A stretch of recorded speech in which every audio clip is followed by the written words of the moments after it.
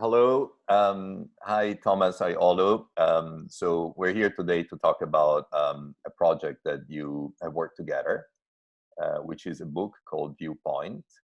And before getting into the conversation about the book, maybe we kind of give a bit of background of like what where you come from, what you do, and like what your most recent projects are, and how you've come together in collaborating on this project. About myself, I'm from Germany, from the south. I studied in Berlin, moved to New York, to London, where I joined Management Artist, and now I recently moved to Paris just before the confinement.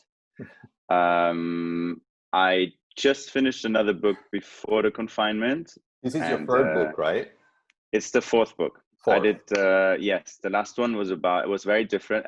Each project was very different. I think the only similarities, I think, would be that all of them are quite obsessive in its own way. It's like focused on one subject, and then I like to explore that as much as I can.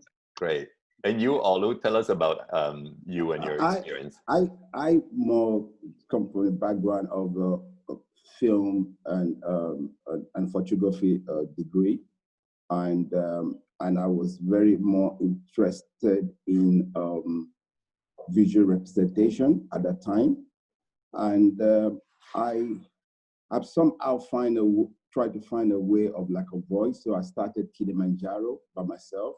Yeah. But while I was doing Kilimanjaro, I wanted to be an optometrist. So I went back to be an optician, and I was doing a magazine called Kilimanjaro, and it becomes a cult art magazine. And from the magazine, I got I get egged by the Fallon, which was one of the biggest advertising agencies in England at that time, to be a creative director, and was working on a Monday as an optician and going on a Friday to I love that. I love the mix.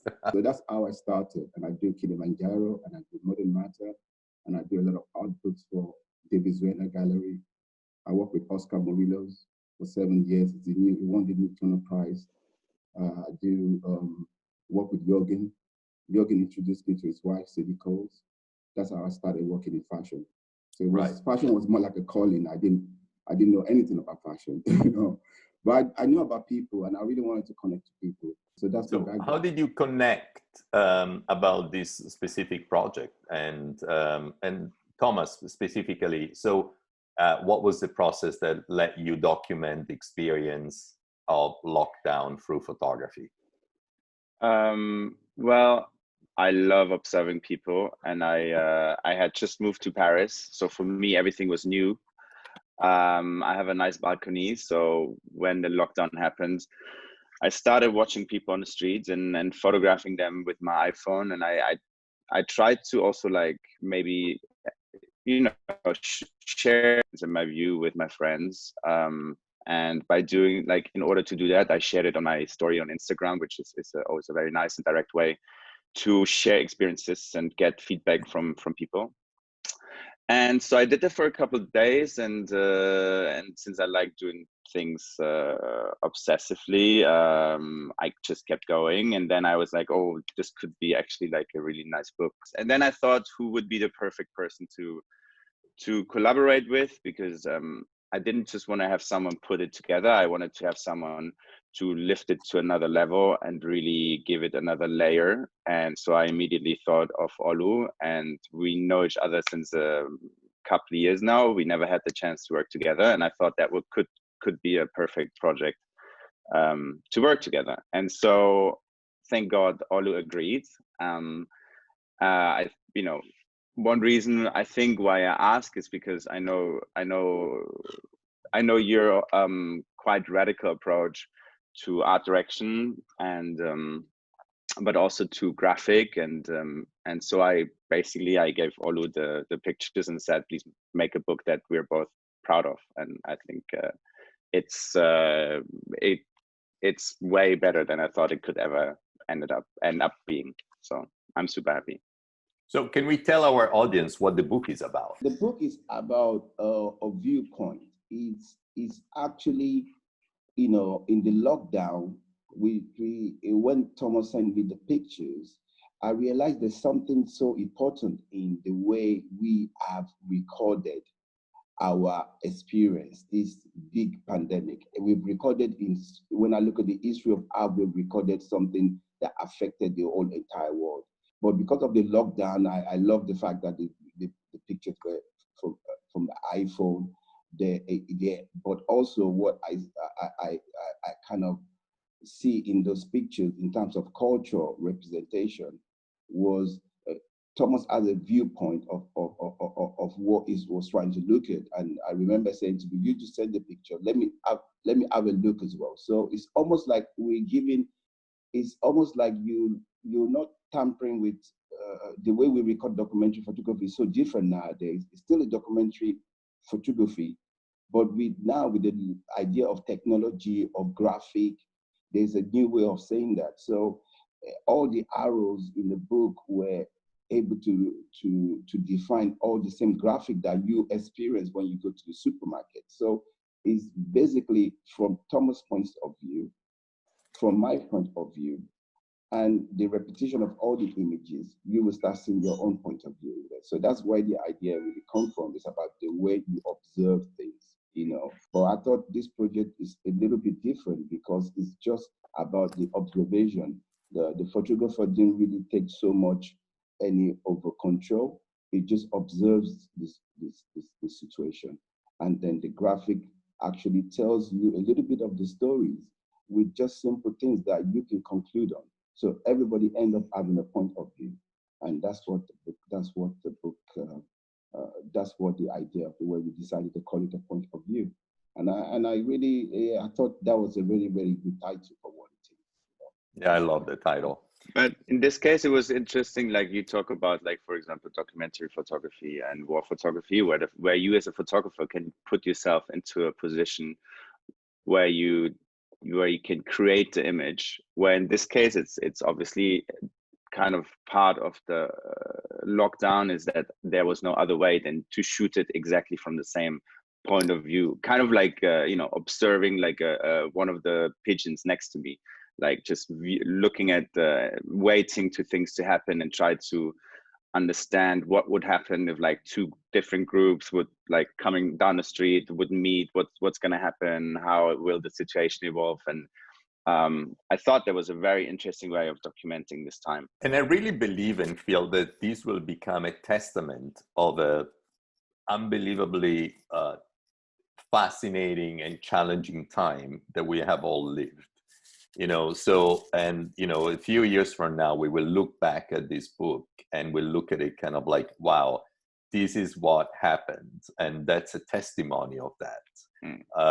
You know, it's like there are moments in life and history that are really just like unique.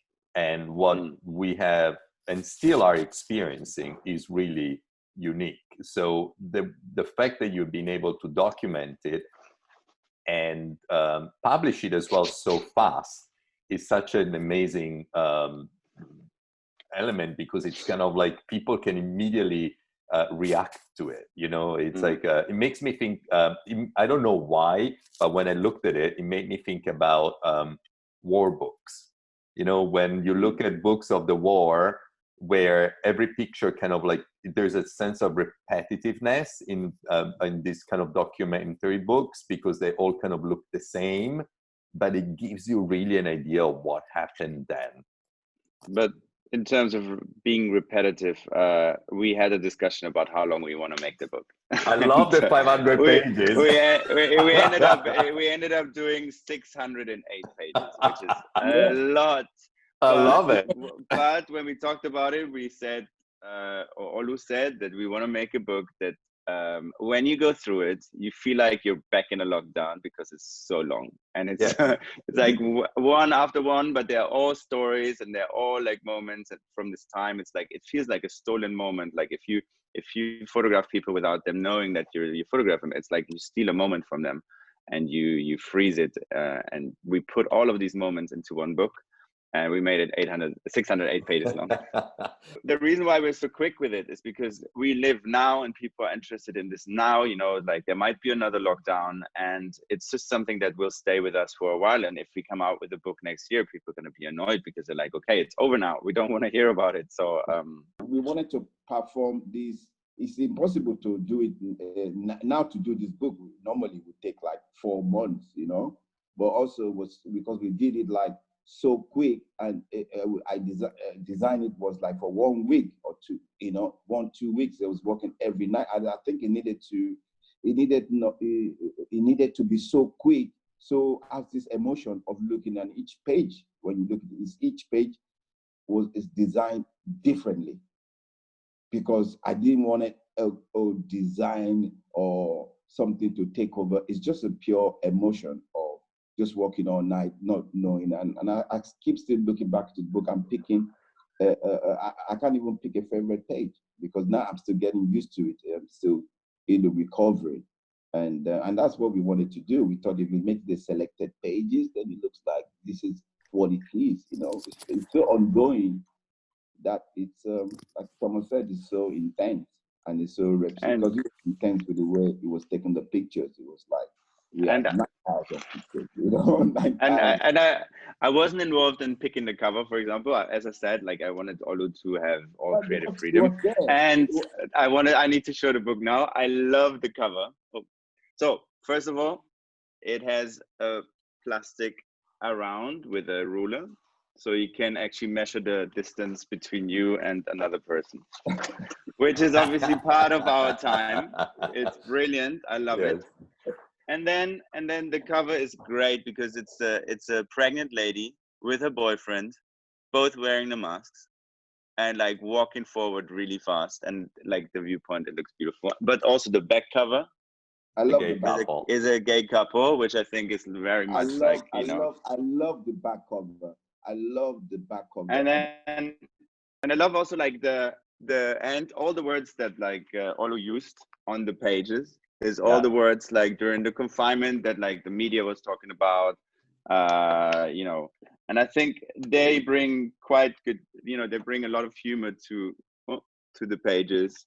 I think there's one, I don't know if I find it because as I said, it's like 608 pages. One with a hero, there's one person wearing a Batman t-shirt, and you write hero. Also, I love this. My neighbor, she showed up one day. I only saw her once. I love this. No, it was really so interesting how, you know, or even all these words that we use carelessly before, like if you tell somebody be safe, you'll be like, why am I going to war? You know, now you use it like when people are going on the tube, you know, you know, all the words that we never really use in our vocabulary, and those words that stay back. I love that. I have one last question. So where will be the book distributed, and where can people buy it? It's going to be distributed in worldwide. It's going to work with Antenna Books. They're really one of the best independent distributors. So it's going to be like Artwords, OFR. It's going to be at the Tate Modern Bookshop. It's going to be in Berlin, like Motor Bookshop. But all the places, they're very specific, interesting bookshops as well. That, you know, you have it online as well? Some of the distributors that we work with will be online. We're gonna do, some of the distributors do Amazon, so you might it's barcoded, so you can type in the name and you can get it from Amazon. Right, but it's a very limited number, so it's gonna be sold out hopefully in a second. And hopefully we're gonna raise the money for the charity. Well, thank you, Thomas and Olu, for this wonderful conversation. You did an incredible project, and very proud to be part of that as well, even on a lateral level. Well, thank you, Mao. Thank you. Mao. Have a wonderful and thank day, you, Olu. All right, thank you. Bye.